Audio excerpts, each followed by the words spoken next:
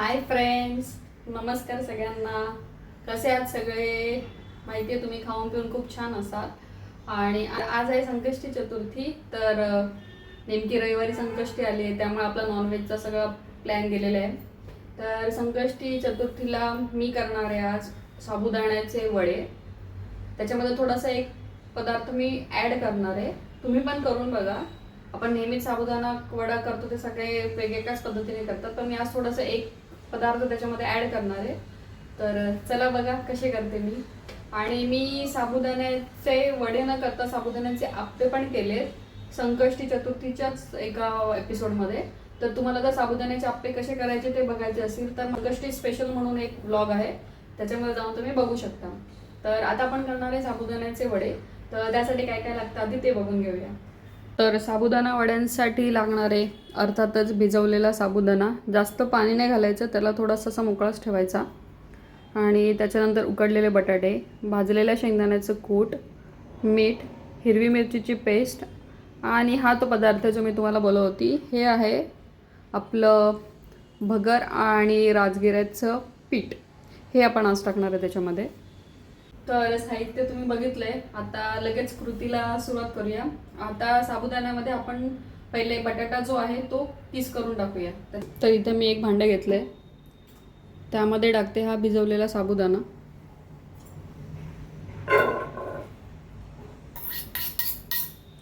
आता साबुदाणा टाकल्यानंतर त्याच्यामध्ये हे जे 2 बटाटे ते किसून टाकूया.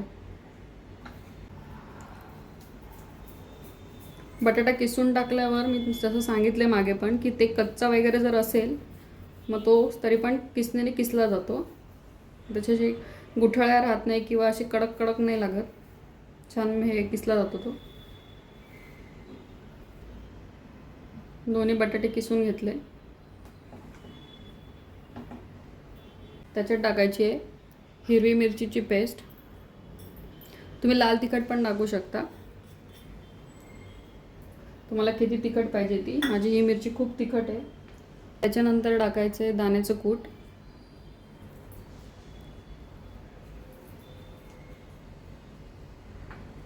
त्याच्यानंतर आपलं भगर आणि राजगिऱ्याचं पीठ.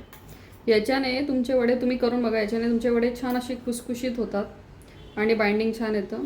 मी ते 2 ते 2.5 चमचे टाकले. आणि शेवटचा पण आपला महत्त्वाचा मीठ,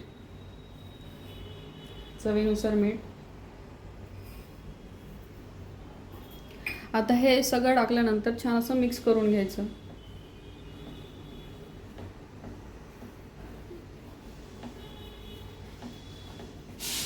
सगळे साबुदाण्याला छान पीठ मीठ सगळं लागून घेतलं पाहिजे. आणि छान असं हातानेच मळायचं ते.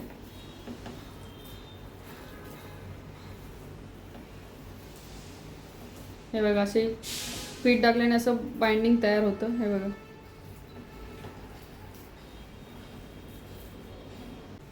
हे बघा छान असं मिक्स करून घेतलंय.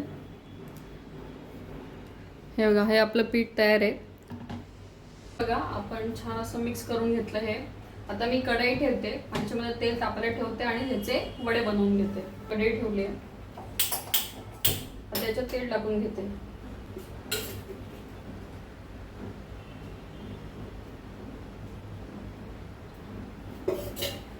ह्याचे छान वडे बनवून घेते.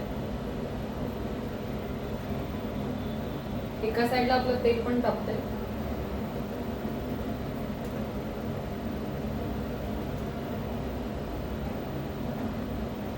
साबुदाणा वड्यामध्ये हिरवी मिरचीच टाकली पाहिजे असं काही नाहीये, तुम्ही लाल तिखट पण टाकू शकता. काही काहींना हिरवी मिरचीचा त्रास होतो, तर तुम्ही हिरवी मिरचीच्या ऐवजी लाल तिखट टाकलं तरी चालणार आहे. असे थोडेसे प्रेस करायचे ते.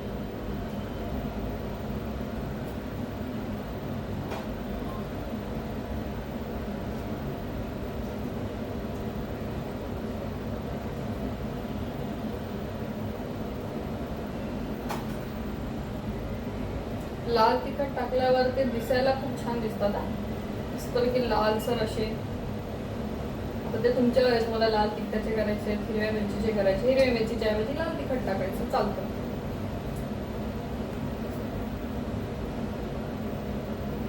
तर हे बघा अशा प्रकारे मी वडे बनवून घेतलेत. आपण आता हे तेलात तळूया कारण की आपलं तेल तापलंय आता. तर हे आहे आपले वडे आणि हे आपलं तेल तापलंय. आता एक एक वडा सोडूया त्याच्यामध्ये.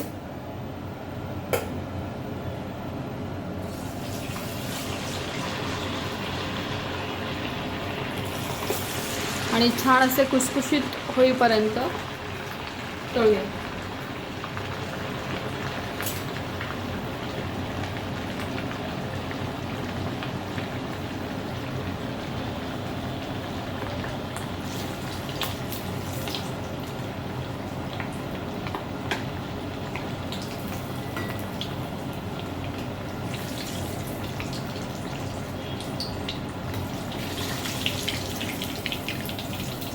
आता पलटी करून घेऊया आणि गॅस मीडियम करायचा. जास्त फुल फ्लेमवर पण नाही, नाहीतर वडे फक्त बाहेरून होतील आणि मध्ये कच्चे राहतील.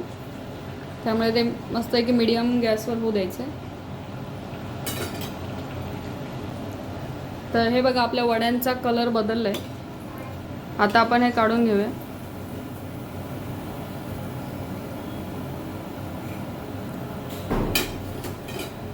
आता दुसरे डबे.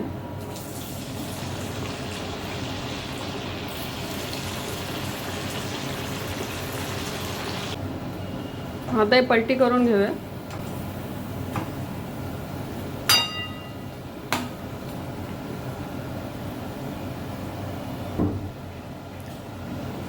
आपले हे वडे झालेत. गॅस बंद करूया.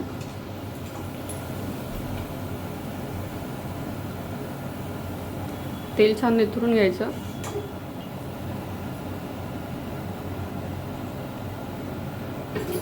हे बघा आपले साबुदाण्याचे वडे तयार आहे. हे बघा असे कुसकुशीत होतात ते,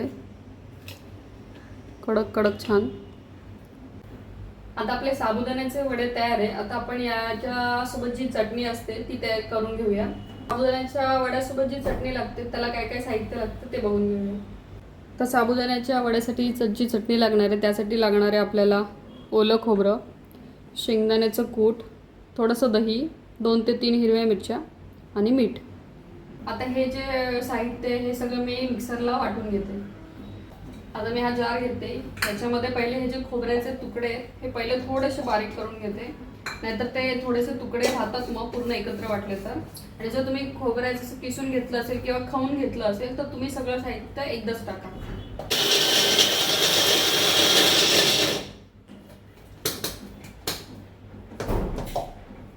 आता हे थोडंसं झालंय. आता मग याच्यामध्ये टाकते मी 2 ते 3 हिरव्या मिरच्या,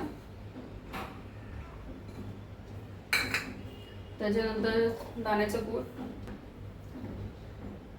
2 चमचे दही आणि चवीनुसार मीठ आणि पाणी. आणि आता हे सगळं मिक्सरला लावून घेते.